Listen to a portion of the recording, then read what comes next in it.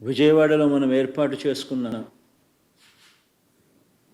అంబేద్కర్ గారి మహాశిల్పం మన రాష్ట్రానికే కాదు దేశానికి కూడా ఇది తలమానికం. ఇది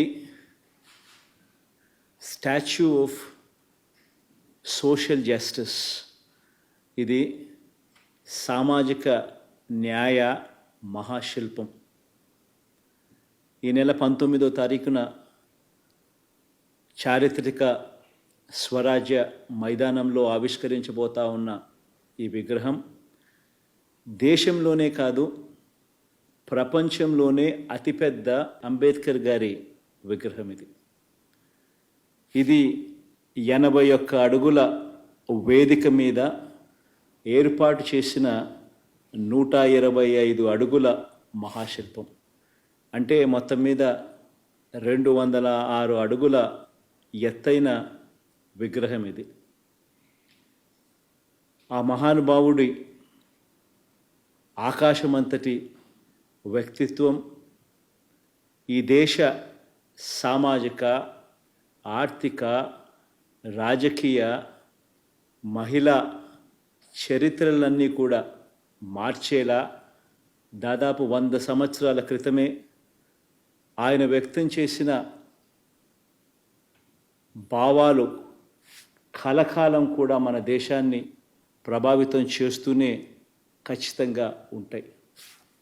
బాధ్యతతో ఆయన భావాల మీద అచంచల విశ్వాసంతో వాటిని మన నవరత్నాల్లో అనుసరిస్తూ ఉన్న ప్రభుత్వంగా ఏర్పాటు చేసిన ఈ విగ్రహ ఆవిష్కరణ సందర్భంగా 19వ తారీఖున అందరూ కూడా తరలి రావాలని కోరుతా ఉన్నాను.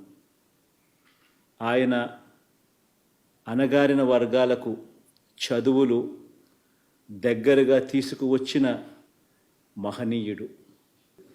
ఆయన అంటరానితనం మీద, ఆధిపత్య భావజాలం మీద తిరుగుబాటు చేసిన ఓ మహానుభావుడు. ఆయన సమసమాజ భావాలను నిలువెత్తు రూపంలో చూపించిన ఒక గొప్ప వ్యక్తి.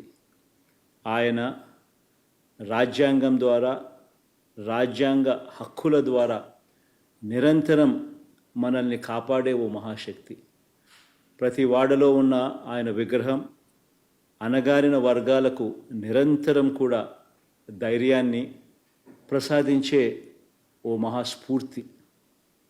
దళితులతో పాటు కులాలు, మతాలకు అతీతంగా పేదలందరి జీవితాల్లో ఈ 77 సంవత్సరాల్లో వచ్చిన అనేక మార్పులకు మూలం డాక్టర్ బాబాసాహెబ్ అంబేద్కర్ గారి భావాలు.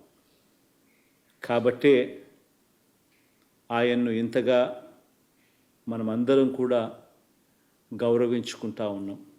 మన విజయవాడలో ఆవిష్కరిస్తూ ఉన్న ఈ మహాశిల్పం మన రాష్ట్ర చరిత్రలో సువర్ణాక్షరాలతో నిలిచిపోవడానికి మాత్రమే కాకుండా చరిత్రను తిరగరాసేలా 100 సంవత్సరాల పాటు స్ఫూర్తిని కూడా విగ్రహం ఇస్తూ పోతూ ఉంటుంది.